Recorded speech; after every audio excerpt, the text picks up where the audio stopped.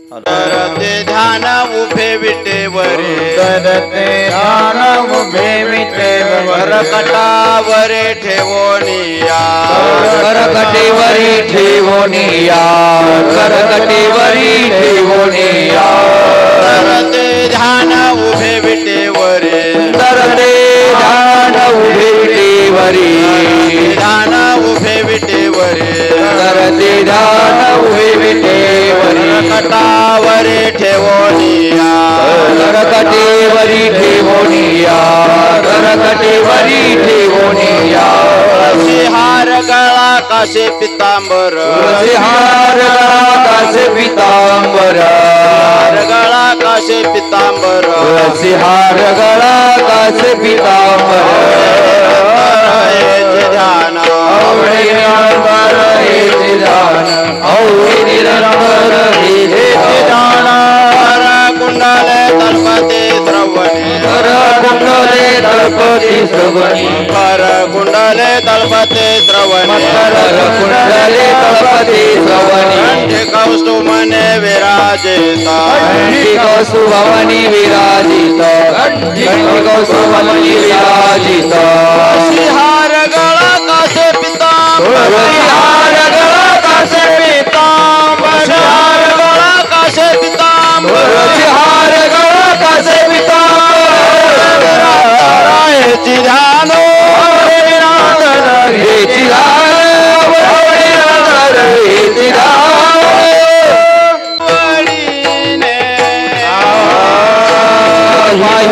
श्री मुखावडीने पाहिन श्री मुखावडीने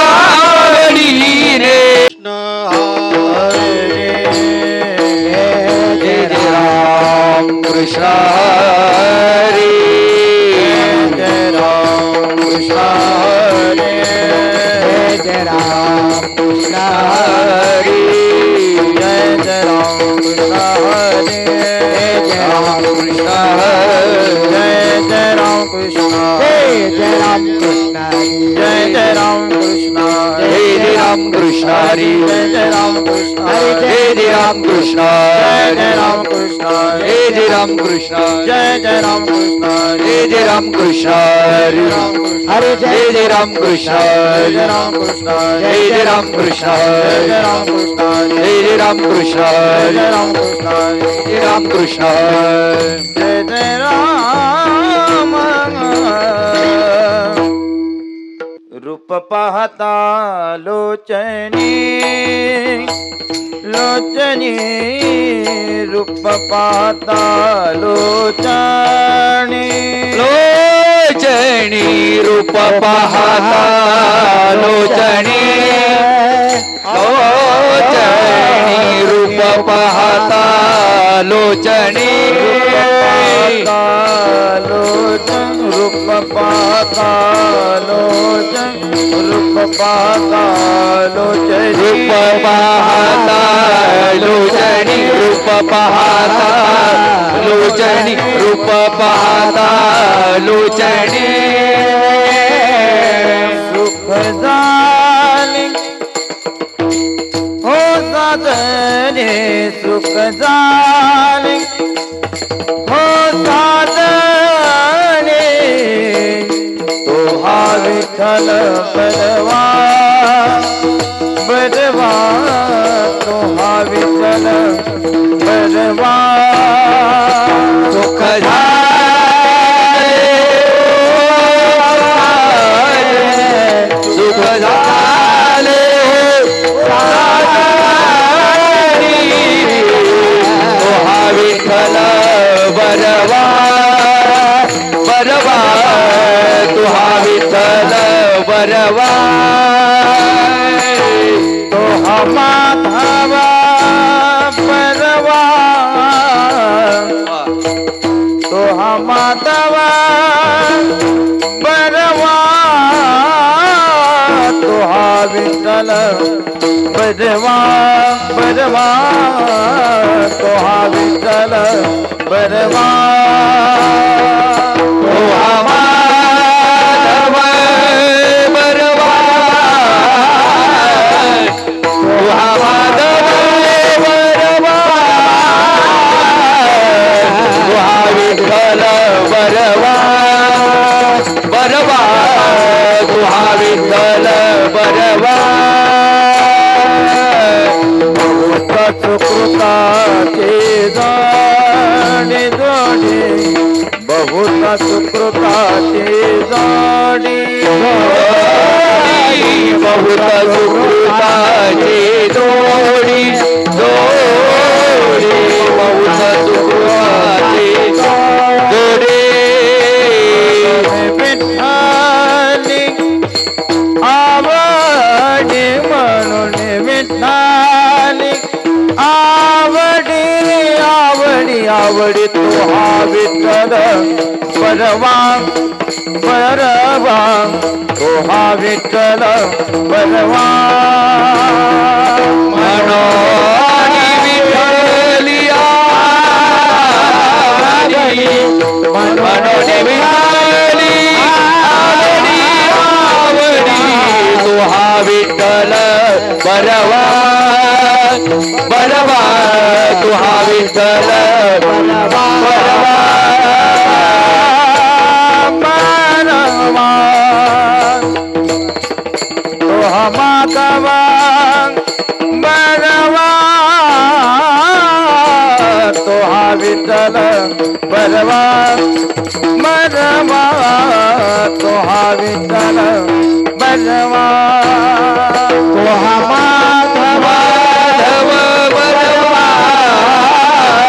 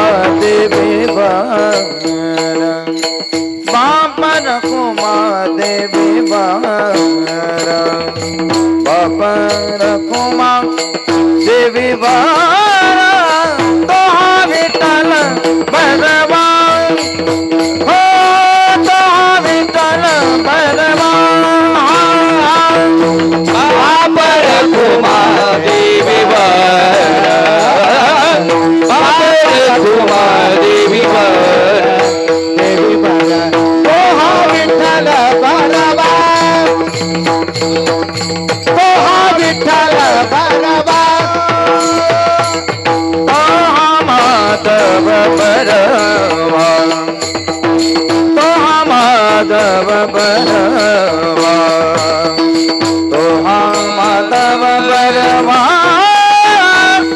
तो हा विठ्ठल बरवा बरवा तो हा विठ्ठल बरवा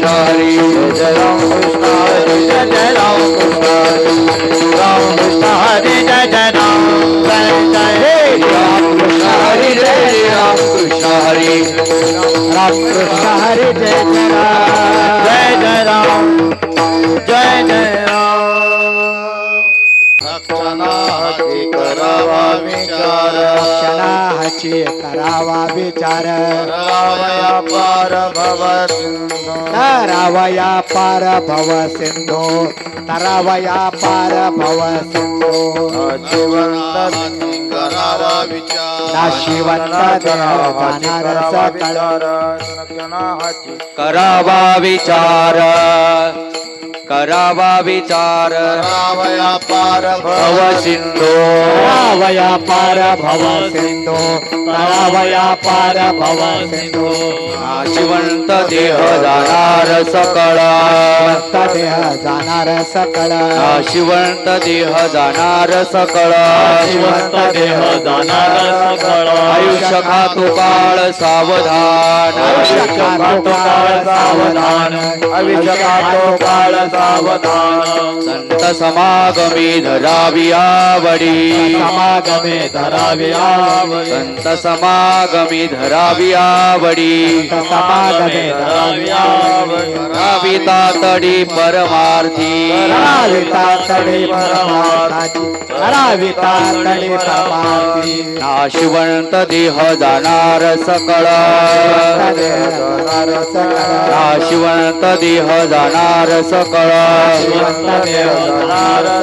आयुष्य खातो काळ सावधान आयुष्य खातो काळ सावधान आयुष्य खातो काळ सावधान तो कामने इह लोकीच्या व्यवहारी कामने इह लोकीच्या व्यवहारी कामने इह लोकीच्या व्यवहारी कामने इह लोकीच्या व्यवहारी डोळे धुरे भरून राहो डोळे धुरे भरून राहो डोळे धुरे भरून राहो तो कामने इह लोकीच्या व्यवहारी कामने इह लोकीच्या व्यवहारी कामने इह लोकीच्या व्यवहारी कामने इह लोकीच्या व्यवहारी नका डोळे धुरे भरून राहो डोळे धुरे भरून राहो नका डोळे धुरे भरून राहो नाशिवंत देह जाणार सकळ जिवंत देह जाणार सकळ नाशिवंत देह जाणार सकळ जिवंत देह जाणार सकळ आयुष्य खातो काळ सावधान आयुष्य खातो काळ सावधान आयुष्य खातो काळ सावधान ढोपार कुमाई गोपाल कुमारी ढोपार कुमाई गोपाल कुमारी ढोपार कुमाई गोपाल कुमारी ढोपार कुमाई गोपाल कुमारी ढोपार कुमाई गोपाल कुमारी ढोपार कुमाई गोपाल कुमारी ढोपार कुमाई गोपाल कुमारी ढोपार कुमाई गोपाल कुमारी ढोपार कुमाई गोपाल कुमारी ढोपार कुमाई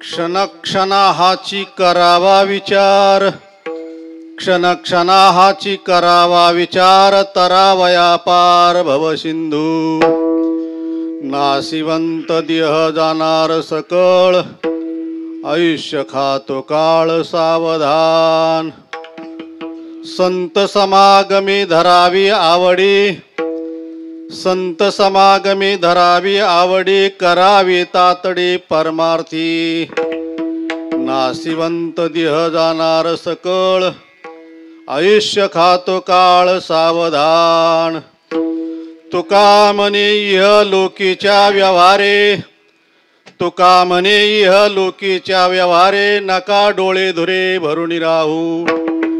नाशिवंत देह जाणार सकळ, आयुष्य खातो काळ सावधान. विठ्ठल विठ्ठल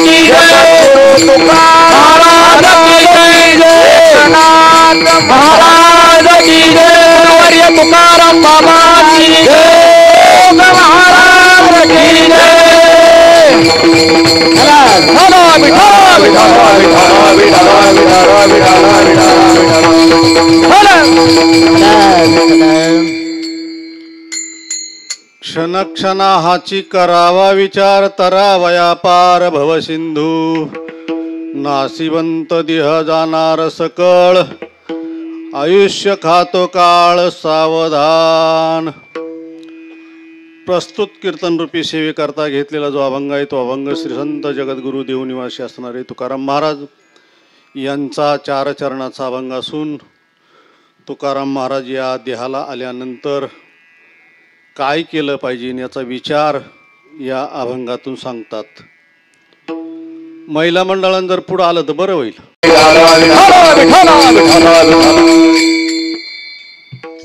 क्षणक्षणा हाची करावा विचार, तरावया पार भव सिंधू. नाशिवंत देह जाणार सकळ, आयुष्य खातो काळ सावधान.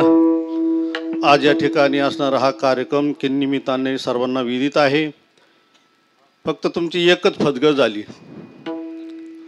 कीर्तनकाराची जे पाहिजे होतं ते काही मिळालं नाही, दुसरंच भूत आणून उभं केलं.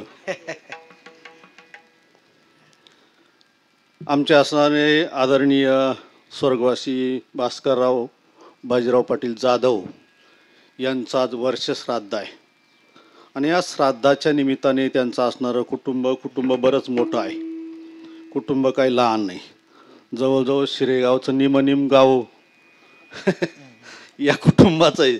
100 तरी मला वाटतं उमरा तुमचा असेल आहे का नाही, सगळ्या मिळून गेनो बाबाचं ते सगळं जर कुटुंब पाहिलं तर मोठं कुटुंब आहे, सर्वात मोठं कुटुंब आहे.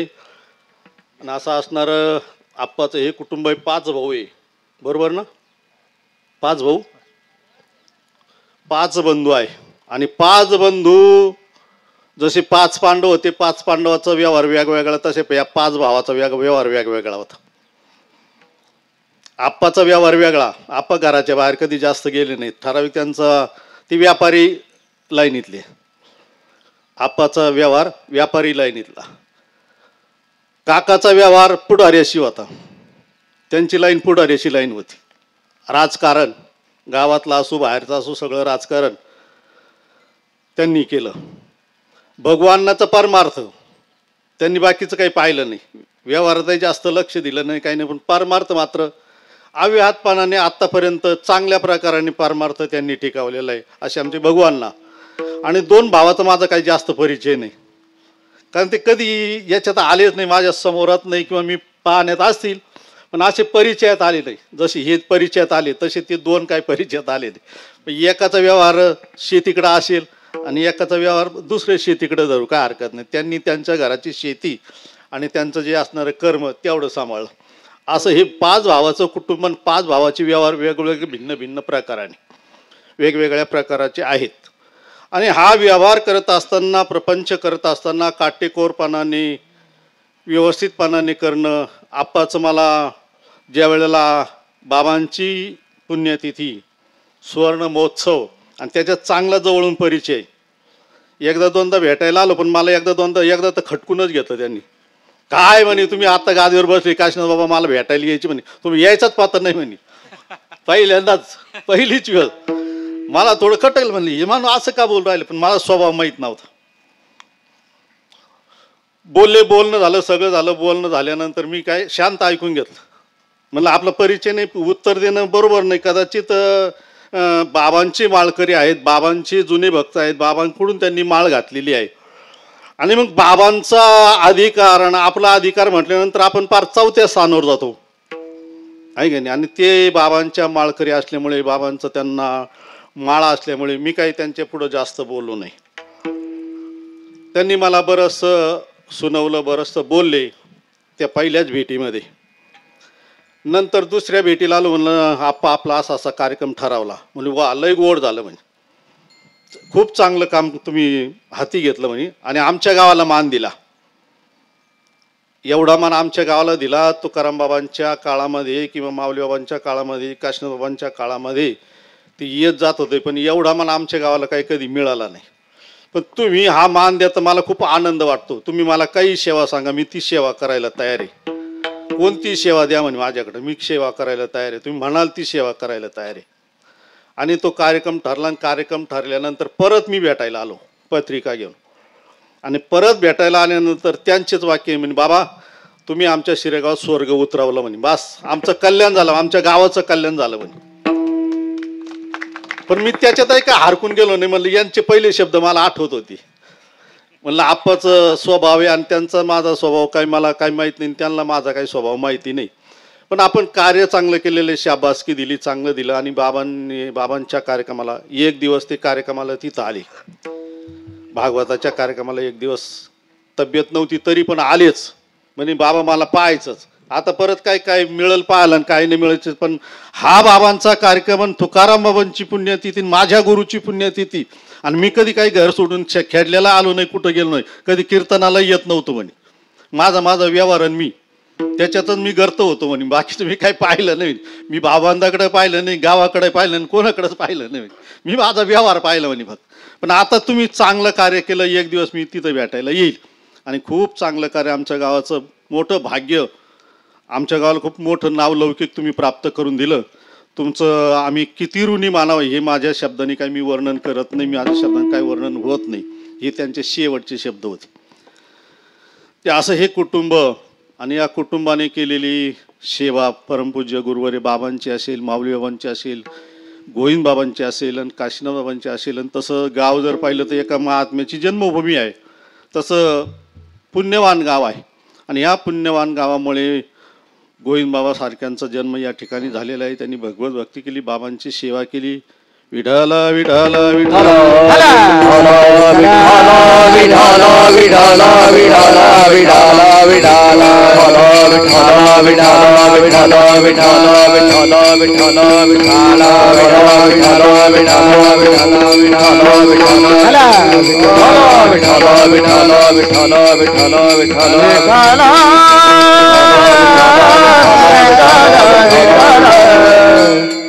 आणि न जाणं कोण जाणं, आप्पाची इच्छा म्हणा किंवा आप्पाच्या मनात असेल त्याप्रमाणे कीर्तन त्यांना वाटत असेल बाबांच्याच यांचं व्हावं म्हणून कदाचित ते फेलही गेलं असेल. तुम्ही ठरवलं एक.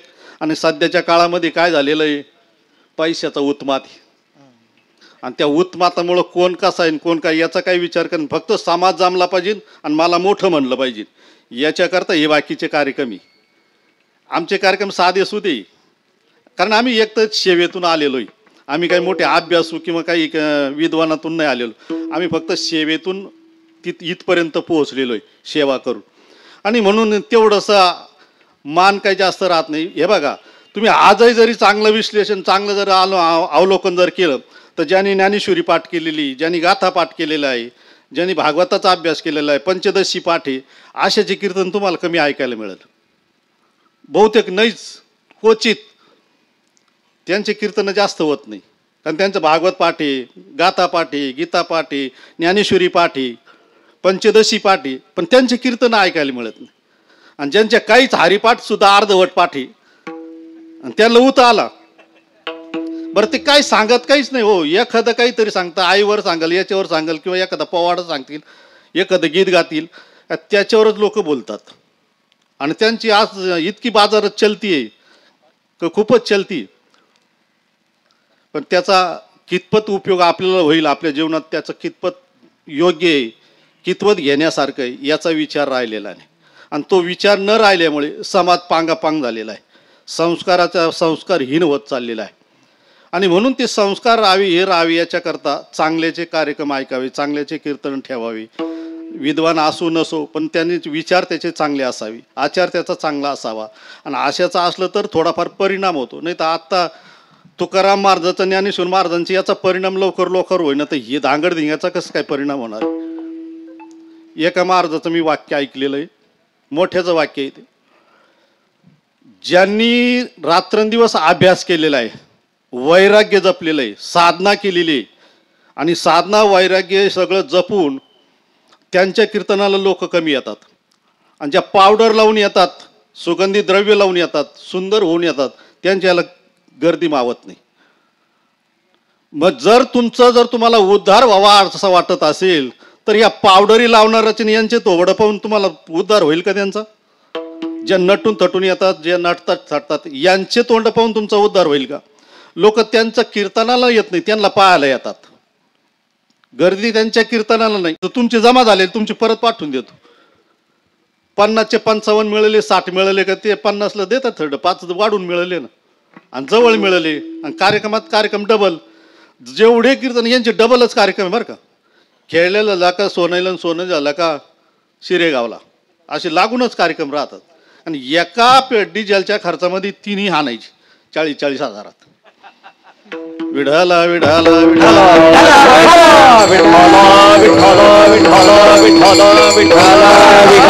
त्यांना जर कळत नाही परमार्थ काय आणि पैसा काय आणि कशा करता आपण करतो हे त्यांना कळत नाही, तर तुम्हाला काय कळून देणार आहे? ती त्यांना त्यांचा प्रपंच कळणं, त्यांना त्यांचा व्यवहार कळणं, त्यांना त्यांचा परमार्थ करणं. आपण हे करतो कोणा करता, हे जमवतो कोणा करता, आणि जमून किती जमवायचंय, किती याच्यात आपण उपभोग घेणार आहे, याचा गणित आहे का? याचं गणितच नाही. आणि याचं गणित ज्याच्याकडे नाही त्यांचं तुम्हाला काय पटणार आहे, त्यांचं तुम्हाला ती काय सांगणार आहे, तुमच्या जीवनामध्ये किती उतरून देणार आहे? ती तसे झिरोवर आहे, तसे तुम्ही तर झिरोवरच राहणार. म्हणून आशाचं ऐकून आणि आशाचं करून काही उपयोग होत नाही. एखादा महात्मा असेल, साधक असेल, साधना करत असेल, त्याचा एक शब्द जरी आपल्या जीवनामध्ये उतारला, एक शब्दाचा जरी आपल्यावर परिणाम झाला, तरी आपल्या जीवनाचं कल्याण झाल्याशिवाय राहणार नाही. म्हणून हा विचार जो आहे, हा विचार सांगत असताना संत महात्म्यांनी हाच विचार आम्हाला सांगितलेला आहे. अभंगाच्या द्वारे, ओव्यांच्या द्वारे, याच्याद्वारे हे सगळे विचार जे सांगितलेले, याचा विचार करा म्हणून सांगतात. आणि तो प्रत्येक क्षणाला विचार सांगितलेला आहे. आता क्षणाचा विचार जर म्हटलं तर क्षणाचे अनेक प्रमाणात अर्थ होतात. क्षण जर म्हटल्यानंतर व्यावहारिक क्षण वेगळा आहे, पारमार्थिक क्षण वेगळा आहे, क्षणाचा विचार वेगळा आहे. क्षणोक्षणा नाही बरं का, क्षणक्षणा, प्रत्येक क्षणाचा. क्षणक्षणी जरी म्हटलं तरी अर्थ बदलतो.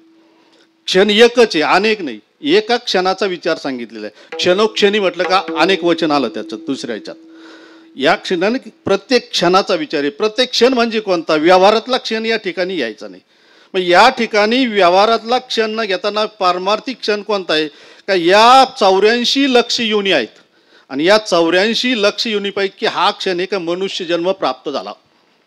आणि या मनुष्य देहाचा प्राप्त झालेला देह आहे, हाच खरा क्षण आहे. आणि या क्षणाचा विचार म्हणजे या देहाचा विचार, या मनुष्यत्वाचा विचार. आणि याचा विचार जर झाला तर तुमचे पुढचे जन्म नष्ट होतील किंवा ते येणार नाही. आणि जर या क्षणाचा विचार नाही झाला तर 84 क्षण भोगावे लागतील, 84 लक्ष योनी भोगावे लागतील, ते 84 लक्ष क्षण भोगावे लागतील. म्हणून ते क्षण भोगायला मिळू नये, ते प्राप्त होऊ नये, त्याच्याकरता हा मनुष्य योनी हा एक क्षण तुम्हाला प्राप्त झालेला आहे, जीवन तुम्हाला प्राप्त झालेलं आहे, मनुष्य देह प्राप्त झालेलं आहे. या देहाचा विचार करा. आणि या देहाचा विचार जर तुम्ही केला तर तरावया पार भव सिंधू, हे जन्म मरण रूपी भव सिंधू आहे. पुनरपि जननम पुनरपि मरणम पुनरपि जननी जठरे शयनम य संसारी खलदुस्तारी. हा जो व्यवहार आहे, हा व्यवहार नष्ट करायचा जर असेल तो नष्ट करण्याकरता हाच एक जन्म आहे, हाच एक क्षण आहे. मनुष्यत्व एवढाच आहे. याच्यानंतर कुठल्याही जन्मामध्ये कुठल्याही योनीमध्ये तुम्हाला त्याचा विचार करता येणार नाही, त्याचा विचार सांगितलेला नाही, त्याचा विचार करण्याचा अधिकार सुद्धा नाही. फक्त एकच आहे तो क्षण, म्हणजे हा मनुष्य योनी. आणि या मनुष्य योनीला प्राप्त झाल्यानंतर त्याचा विचार तुकाराम महाराज या अभंगाच्या प्रथम चरणात सांगतात. क्षणोक्षणाची करावा विचार, क्षण क्षणाची करावा विचार, क्षण क्षणाची करावा विचार, क्षण क्षणाची करावा विचार, क्षण क्षणाची करावा विचार, क्षण क्षणाची करावा विचार, क्षण क्षणाची करावा विचार, क्षण क्षणाची करावा विचार, क्षण क्षणाची करावा विचार, क्षण क्षणाची करावा विचार, क्षणाची करावा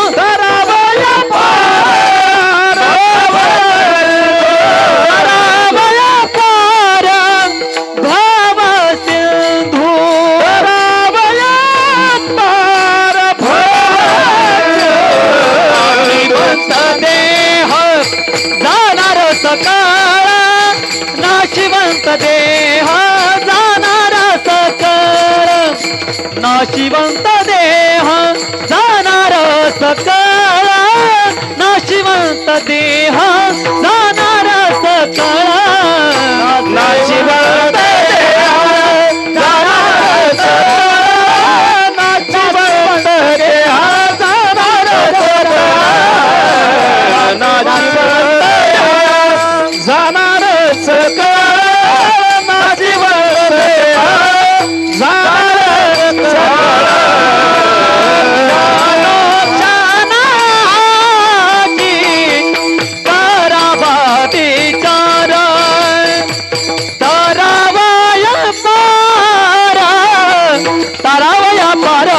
सिंधू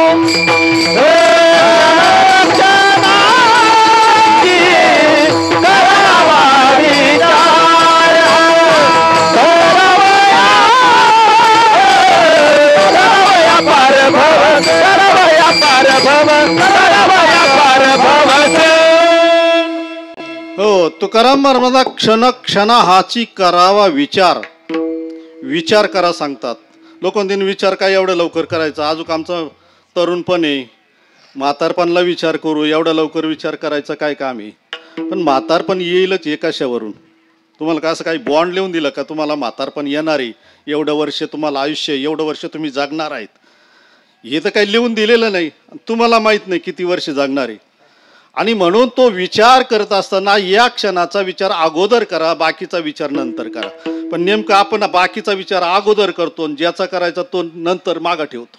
आणि मागं ठेवला का त्याच्यापासून काही प्राप्त होत नाही. सध्याच्या काळात आपण जर विचार करायचा म्हटलं तर आता सध्याच्या काळामध्ये या क्षणालाच हा विचार झाला तर त्याचा परिणाम आहे, अथवा अन्यथा दुःख भोगल्याशिवाय गत्यांतर नाही. म्हणून क्षण जो आहे, हा मनुष्य जन्म जो प्राप्त झालेला आहे, या मनुष्य देहाचं इति कर्तव्यता काय आहे, तर पहिली इति कर्तव्यता हे आहे का भगवत स्वरूपाची प्राप्ती व्हावी.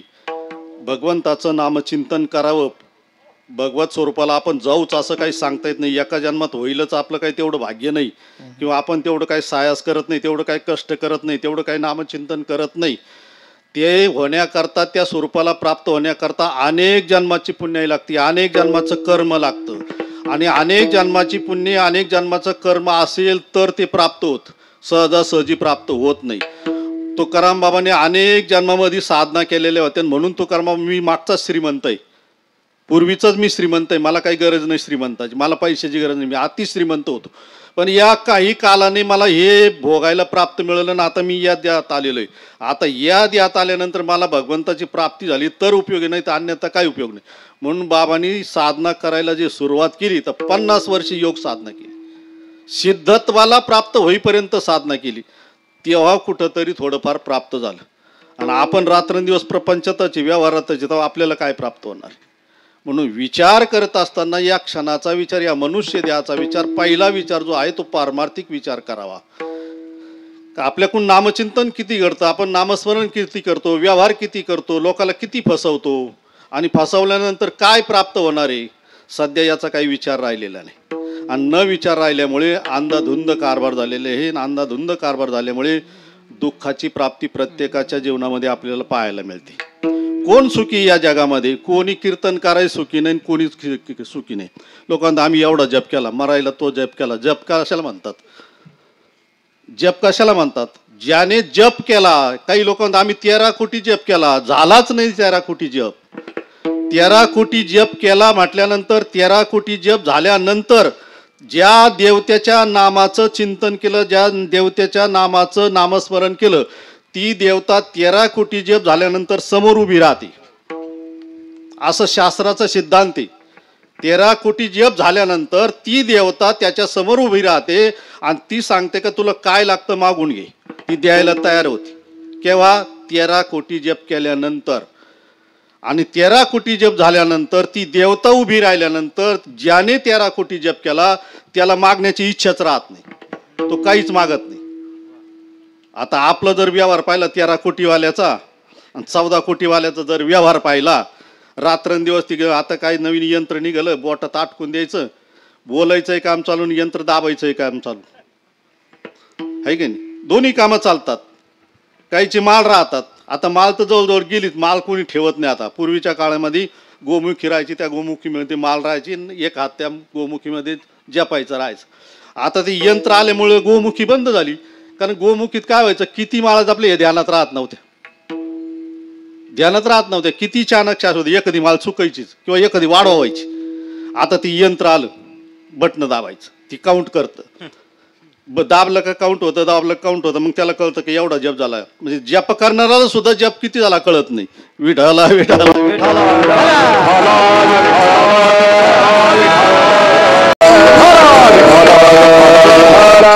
त्या यंत्राने काउंट केलं आणि ती यंत्र काही एखाद्याला शेल उतरला का ती कमी जास्त करतं. ती शेलवर चालतं ना, त्याला पावर मिळाला तर ती योग्य करतं, अन्यथा ते सुद्धा चुकत.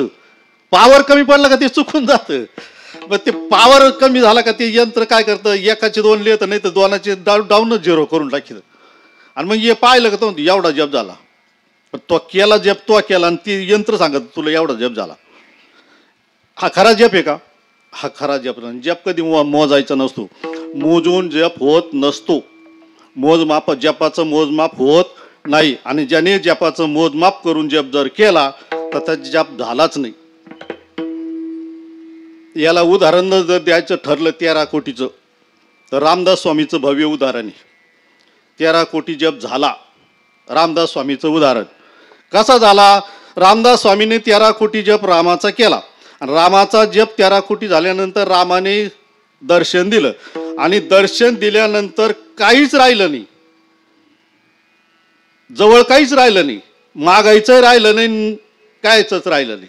एवढा त्याचा परिणाम होतो. देवानी कृपा केल्यानंतर, देव दिसल्यानंतर त्याच्याकडं काहीच राहत, तो त्याच्या स्वरूपाला प्राप्त होतो. आणि स्वरूपाला प्राप्त झाला कशावरून ओळखायचं, का ज्या वेळेला रामदास स्वामी एका घरी भिक्षा मागण्याकरता सकाळी लवकर गेले, लवकर गेल्यामुळे ती बाई पोचारा करत होती. आता पोचाराही कळणार नाही नवीन आयला, पोचारा नाही कळणार. जुन्या पद्धतीला तो पोचारा सुती कापडाचा पोचारा, आणि तो सकाळी सकाळी करायचा, त्याच्यात शेण माती काढून आणि तो करत असत. ती करत होती आणि एवढ्यात यांनी आलं पुकारल्यानंतर त्या बाईला आला राग आल्याबरोबर तिनं म्हणली जोगड्याला काही काम न धंदा, सकाळी उठले का चालले बी का मागायला. आणि त्या रागात तिनं तो पोचारा फेकून मारला. कोणला? रामदास स्वामीला पोचारा फेकून मारला. रामदास स्वामीनं लगेच उचलन जोळीमध्ये टाकला. भिक्षा आहे ती, राग देऊ नाही तर प्रसन्नतेने देऊ. एकदा का प्राप्ती झाली भगवंताची का त्यांच्या ठिकाणी भेद राहत नाही, अभेद स्थिती प्राप्त होती. आणि अभेद स्थिती प्राप्त झाली का काही जरी त्यांना रागूनही फेकलं चांगलं फेकलं तरी त्यांना ते चांगलंच वाटतं. तसं रामदास स्वामींनी तो पोचारा घेतला, झोळीत टाकला आणि निघून गेले. आपल्याला भिक्षा मिळाली, आता भिक्षा मागायची नाही. नियम असतो काही भिक्षाचा, त्या नियमाप्रमाणे त्यांनी भिक्षा घेतली, घरी घेऊन गेल्यानंतर दुपारचं जेवण झाल्यानंतर तो पोचारा काढला, धुतला, वाळू घातला. 4 वाजता तो वाळला आणि वाळल्यानंतर त्याच्या बारीक बारीक चिटुऱ्या केल्या, बारीक आणि त्या पोट्टेवर वळून काढल्या. म्हणजे त्याला पीळ देऊन ते वळल्या, त्याच्यात तेल टाकून ते रामाच्या समोर तो दिवा लावला संध्याकाळी. आणि दिवा लावल्यानंतर तो दिवा पेटला आणि पाहिल्यानंतर भगवंताचं दर्शन घेतलं आणि भगवंताला सांगितलं, देवा इतक्या दिवस भिक्षा मागितली पण अशी भिक्षा आजपर्यंत मिळालीच नाही. बाकीच्या भिक्षा मिळाल्या पण त्या सगळ्या उदरनिर्वाह झाला, त्याच्यात बाकी काही झालं नाही त्याच्यात. पण या माऊलीने अशी मला भिक्षा दिली का त्या भिक्षेमुळं आज संध्याकाळी अंधार पडला तरी तुझा चेहरा एकदम चांगला आणि टवटवीत दिसतो, स्पष्ट दिसतो. एवढी मोठी भिक्षा त्या मातेने घातलेली. हा कशाचा परिणाम आहे? 13 कोटीचा परिणाम आहे. आपण 4 धाम करतो, सप्तपुर्या करतो, अष्टविनायक करतो, कोणताही देव आपण सोडला नाही. पण घरी आल्यावर थोडंफार कमी जास्त झालं का सुरूच झाला लगेच. एखाद्याने जरी 4 वेळा विचारलं का कोणत्या तीर्थाला गेले, ते का कोणत्या तीर्थाला, तीर्थ ध्यानात राहत नाही. 4 तीर्थ झाले का 5वं तीर्थ विसरून जातं मागचं. यात्रेवाल्याला विचारा तुम्ही, 15 दिवशी यात्रा आहे की नाही, आणि ती विसरते म्हणून बरं आहे, म्हणून आमचे धंदे चालत आहे. नाही ते जर विसरले विठाला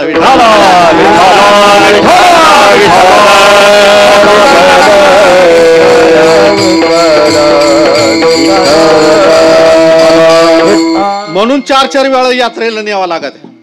यात्रा ध्यानातच राहत नाही. कोणत्या देवाचं दर्शन घेतलं आणि कोणता देव आपण पाहिला काही ध्यानात राहत नाही. यात्रा गेली, यात्रा घरी आली का हा प्रपंचाच्या नादी लागला का ती यात्रा झालेली कोणते ठिकाणही ध्यानात राहत नाही.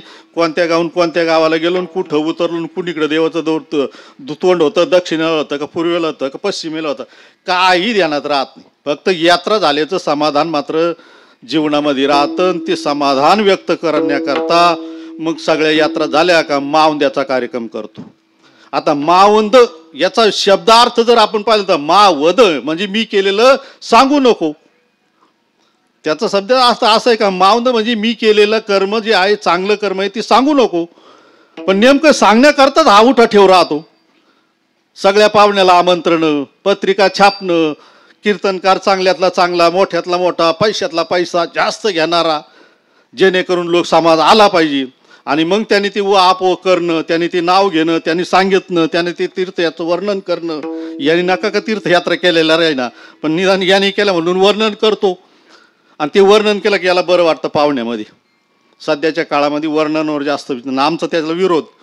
म्हणून मी आता एवढे मंडळ येले ना, गुणवान सगळे, विद्वान गुणवान, टाळकरी बरी तांदळे बाबा, आम्ही नाव कोणाचंच घेत नाही. कारण का, एकच घेतलं आणि एखादं राहिलं का आम्हाला तो दोष लागतो ना, दोष लागतो. कदाचित एखाद्याचं वर्णन करता करता तो त्या वर्णनात बसला न बसला त्याचा दोष आमच्याकडे लागतो. कारण वर्णन करायचं असलं ना तर वर्णन कधीही सध्याच्या कलियुगामध्ये वर्णन जे होतं ते वर्णन सगळं विरोध वर्णन राहतं. त्याच्या कृतीच्या विरोध, त्याला समाधान वाटेल, त्याला चांगलं वाटेल. मग तो कसा का दारू पिणारा का असं ना, गटारात लोळणारा का असं ना, पण भाऊ लई चांगले होते. मग भावना चोऱ्या जरी केल्या तरी भाऊ लई चांगले होते एवढं म्हटलं का मग लोकांना समाधान वाटतं आणि त्यालाही समाधान वाटतं. त्याच्या भाऊ चांगला नको आणि बाई चांगली नको. आपलं आपलं भगवंताचं कीर्तन प्रवचन करावं, कोणाचं नाव नको, सगळ्याला जे आरी. आणि ही सध्याच्या परिस्थिती असल्यामुळे काळामध्ये सगळं वर्णन होऊन चाललं. वर्णन झालं तर बरं वाटतं, अन्यथा बरं वाटत नाही. म्हणून वर्णन जास्त करू नये. कोणी जरी असेल तर वर्णन जास्त करून वर्णन त्याचंच करावं. एखादा महात्मा असेल, भगवत भक्त असेल तर त्याचं वर्णन त्याच्या पश्चात करावं, त्याच्या समोर वर्णन करू नये. तसं वर्णन तर कोणी कोणाच्या समोर करूच नाही. तो गेल्यानंतर त्याचं किती वर्णन केलं तरी ते योग्य ठरतं. मग ते चुकीचं जरी असेल तर तो ज्या वेळेला या देहाचं शरीर देह सोडला आणि देह सोडून तो जर गेला का त्याचं वर्णन चुकीचं जरी केलं तरी ते चांगलंच राहतं. स्तुती अथवा निंदा करावी देवाची, करावी देवाची. स्तुती अथवा निंदा करावी देवाची, करावी देवाची. येर मानवाची करू नये, करू नये. येर मानवाची करू नये, करू नये. येर मानवाची करू नये, करू नये. येर मानवाची करू नये. स्तुती अथवा निंदा करावी देवाची, येर मानवाची करू नये. येर मानवाची करू नये. स्तुती अथवा निंदा करावी देवाची, येर मानवाची करू नये. येर मानवाची करू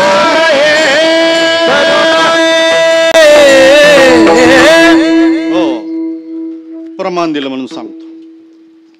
स्तुती अथवा निंदा करावी देवाची, इतर मानवाची करू नये. कारण इतर मानव हे स्तुतीतही बसत नाही, निंदेतही बसत नाही, दोन्हीकडे बसत नाही. दोन्हीतही त्यांचा अधिकार नाही. निंदा जर करायची असली तर तेवढं तो निंदकाला ते सामर्थ्य असावं लागतं. त्यांनी तेवढं निंदा केलेली आहे, त्याच्याकरता त्याची निंदा करण्याला सामर्थ्य असावं लागतं. वाल्या कोळ्या इतकं तर आता कोणी निंदक नाहीची, म्हणून सर्व माणसाची निंदा करणं तेवढं काही शोभत नाही, त्याची निंदा होत नाही, अपुरी पडते ती निंदा. म्हणून मानवाची निंदा करू नये. स्तुती करण्याच्या लायक तो राहत नाही. स्तुती करायची असली तर तेवढा स्तुतीला तो लायक राहत नाही, म्हणून मानवाची स्तुती करू नये. देव दोन्ही बाबतीत बसतो. निंदा करण्यालाही तेवढाच पात्र आहे, स्तुती करण्यालाही देव तेवढाच पात्र आहे.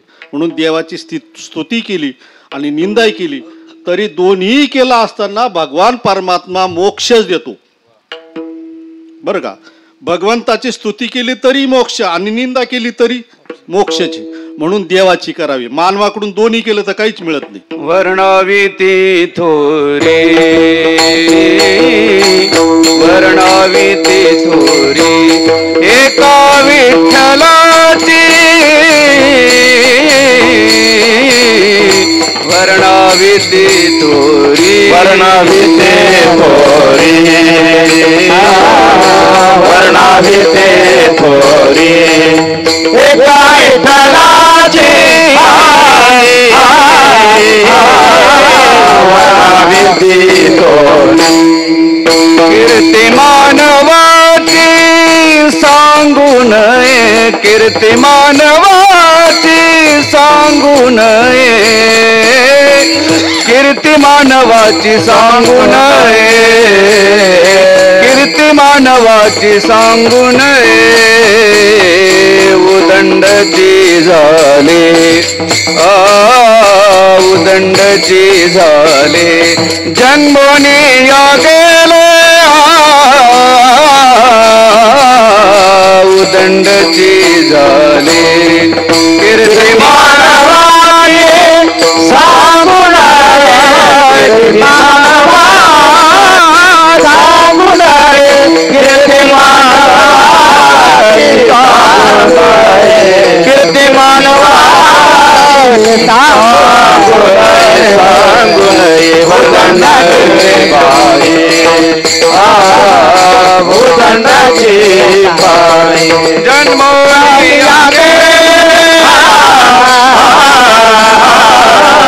भूदंडाची वर्णाविती थोरी विठ्ठलाची. कीर्ती मानवाची सांगू नये, कीर्ती मानवाची सांगू नये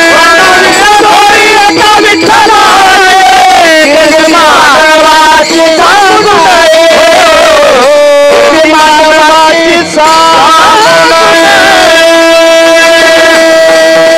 नये करता तुकाराम महाराज सांगतात, जा कोणाकडे जा, संताकडे जा, त्यांची समागम करा, त्यांचं संगती करा, आणि त्यांची संगती समागम जर केला तर त्यांचा तुम्हाला परिणाम होईल, आणि परिणाम झाला का तुम्हाला बाकीचं काही करावं नाही, आपोआप तुमच्या जीवनामध्ये त्याची उत्क्रांती होईल आणि तुम्ही त्याप्रमाणे व्हाल. कारण संगतीचा फार मोठा परिणाम आहे. आणि सध्याच्या काळामध्ये आता संगती जर म्हटलं ना, हे खेड्यातल्या लोकांना दिल्यापेक्षा अगोदर ह्या दिल्ली मुंबईच्या लोकांना द्यावं लागेल. ही जी पुढारी ना, खरं यांना संतांच्या संगतीत घालायला पाहिजे, यांना ग्रंथ वाचायला लावायला पाहिजे, यांना गाथे वाचायला लावायला पाहिजे, यांना ज्ञानेश्वरी वाचायला लावायला पाहिजे. तर यांना कळन का समाज कसा चालवायचा आणि कसं काय व्यवहार करायचा, आणि कोणाकरता करतो किती करतो याचं ज्ञान यांच्याकडे नसल्यामुळे हे सगळं अंधाधुंद चालू आहे. अहो तुम्ही कमावता कोणा करता हो का? बरं कमवून काय तुम्ही राहणार का ते भोगायला? बरं तुम्हाला भोगता येतं का? जेवढं तुम्ही रोज पैसा कमावता तेवढं भोगता का? त्याच्यातलं 10% सुद्धा तुम्हाला भोगायला मिळत नाही, आणि मग कशा करता ते कमवायचं? हा, जर आपल्याला त्याच्यातून आनंद मिळत असेल, भोगायला मिळत असेल तर जरूर मिळवा. कोणतीही गोष्ट याला आनंदा करताय, त्याला समाधान मिळण्याकरताय. मग जर समाधान जर त्याच्यातून मिळत नसेल तर कशा करता कष्ट करायचे, कशा करता मिळवायची? पण मिळवा ना, पण ते ठराविक प्रमाणात मिळवा ना. आणि याचा परिणाम काय होऊ लागला, हे करायला लागल्यामुळे यांची मागची पिढी तेच करायला लागली ना. आज एक कार्टून होतं, एक काहीतरी बापाला दाखवतो आणि बाप इकडं पाहतो, मला काय माहिती नाही. तुला माहिती नाही, तो पोराचं तुला माहिती कोणाचं करायचंय का? जगाचं काय माहिती करून काय मिळायचंय? हा, पाठी सुद्धा तुटून गेली हो सांगता सांगता. एवढा विचार वाईट आहे. विठाला विठाला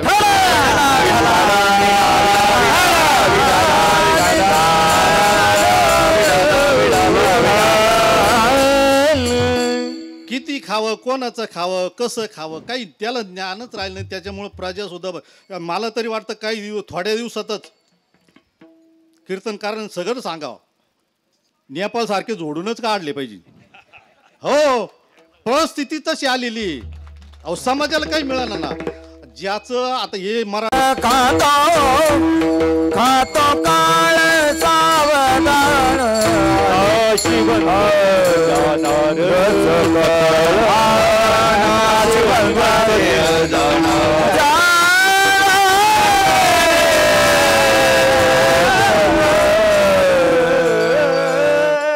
विठोबार कुमार विठोबार कुमार विठोबार कुमाई विठोबार कुमाई विठोबार कुमार विठोबार कुमार विठोबार कुमाई हर कुमाई विठोबार कुमार कुमार विठोबार कुमार विठोबार कुमार जय जय विठोबार कुमार जय जय जय जय जय जय जय कुमाई हरे जय जय जय जय जय जय कुमार हरे हरे हरे हरे जय जय हरि जय विठोबार कुमार जय जय जय कुमार कुमार जय जय जय जय सुंदरी कवरदार विठ्ठल ज्ञान देवा हरिनाथ भगवान की जय ज्ञानेश्वर महाराज विठोबार कुमार विठोबार कुमाई विठोबार कुमार. खेडलेकर महाराजांनी खरोखर सत्य आणि वास्तव आपल्या समोर मांडलं. आज आमचे तांदळे महाराज, म्हसलेकर महाराज, प्रकाशनंदजी महाराज, आमचे मते महाराज सगळेजण उपस्थितीत. आमचे स्वर्गीय आप्पा जाऊन 1 वर्ष झालं. खरं म्हणजे जाधव परिवार आणि गडाख कुटुंबीय हे एकच घर. पल्लू काकांची आठवण सांगितली आणि मी पण त्यांना खूप जवळून बघितलं. हा सगळा 5 भावांचा परिवार, 5 बहिणींचा परिवार, यांची मुलं आणि सगळेच नातवंड किरण धरून सगळेजण खूप प्रेमळ आहेत, फार सगळे चांगले आहेत आणि खरंच हा प्रेमळ परिवार आहे. सगळ्यात महत्त्वाचं म्हणजे जेव्हा जेव्हा मी भेटायचे आप्पांना तेव्हा तेव्हा माझ्या आजोबांची मला आठवण यायची, भाऊसाहेबजी थोरातांची.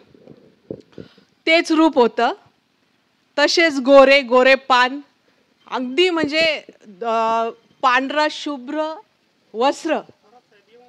हो, त्यांनी मला काकांनी त्यावेळेस सांगितलेलं मला. आणि ती टोपी आणि कडक एकदम म्हणजे असा रुबाब होता, रुबाबदार होता. आणि तो रुबाब पाहून ना वाटायचं खरंच काय तेज आहे या माणसाच्या चेहऱ्यावर आणि बोलण्यातून. आलं की पुस्तकांबद्दल हमखास बोलायचे. कोणती पुस्तकं वाचली, कोणती आणली, कोणती काय चाललंय सगळं वाचायचे. मी आले तेव्हा बऱ्याचदा सकाळ पेपरच असायचा, समोर असा सकाळ पेपर असायचा आणि तो पूर्ण पानं वाचलेला असायचा. ह्याचं मला खूप विशेष वाटायचं. आजारी माणूस कधी पेपर वाचेल का, पण ते पूर्ण पेपर वाचलेला असायचं. खरं म्हणजे सगळ्या घरच्यांनी खूप चांगली सेवा केली. मी 1 वर्ष आधी भेटले, त्याच्यानंतर पण भेटायला गेले तेव्हा ते बेडवरच होते, पण कोणतीही घाण नाही, काही नाही, खूप स्वच्छ. आता बेड रिडन असल्यावर माणसाला जखमा होतात, त्यांना एकही जखम नाही, काही नाही. AC सुरू, मुलांनी त्यांच्यासाठी AC लावलेला. आणि नंतर आमच्या चांगल्या गप्पा झाल्या आणि ते इतके आदराने बोलायचे की मला विशेष वाटायचं.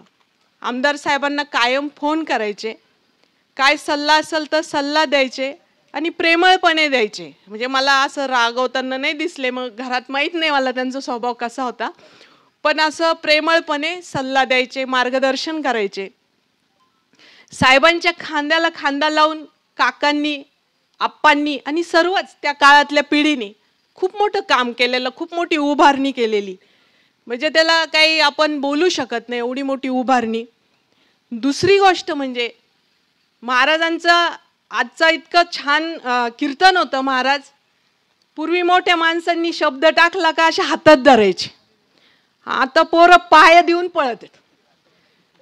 आता कसं पुरणार आहे पैसा कोणाला? मग जर पिढीच अशा असल्या तर खूप महत्त्वाचं होतं एकमेकांना आदराचं स्थान देणं. भला विरोधी असो पण मनात माया असायची, मनात विचार असायचे, एकमेकांशी बोलायचे. हे खूप महत्त्वाचं आहे. आपण एकमेकांना आदर देणं आणि खूपच महत्त्वाचं आहे. आज महाराज आपण जे सांगितलं, आता ते सगळ्या मुळाथडीला एक भाषण द्या, ते कीर्तन द्या तुम्ही. खूपच गरज आहे मुळाथडीला, असंच मी म्हणाल, बाकी काही म्हणणार नाही. आणि खूप आमचे सगळ्या मुळाथडीचे आमचे घरगुती संबंध, सगळे लोक प्रेमळ. आणि जिथं जिथं मी जाते, जिथं जिथं भेटते, बोलते, भाऊ असल्यामुळं माझं येणं जाणं कमी असतं, पण सगळेजण प्रेमळ. मी आज जास्त वेळ घेत नाही. तसं म्हणजे आप्पा गेल्यानं एक उणीव झालीच, एक राजकीय मार्गदर्शक, एक फॅमिलीला जपणारा म्हणजे आपण कुटुंबवत्सल, आणि एक तत्वज्ञानी, एक विचारवंत आपल्यातून गेला. मी माननीय शंकररावजी गडाख पाटील यांच्या वतीनं आणि सुनील भाऊ यांच्या वतीनं मी आप्पांना भावपूर्ण श्रद्धांजली वाहते आणि इथं थांबते. ओम शांती.